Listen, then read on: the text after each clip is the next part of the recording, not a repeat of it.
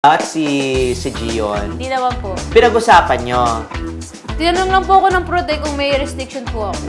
Oh, Sabi ko po wala. wala kang restriction. So kahit tampal-tapalin yung wet packs mo, okay, Okay lang.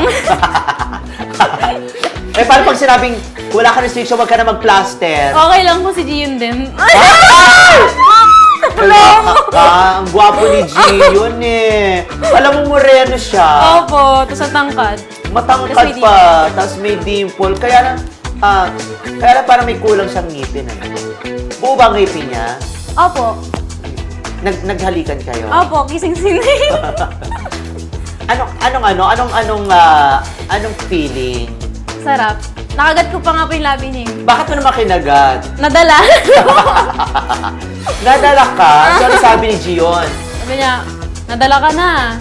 Oh, ganon. Pero teka muna.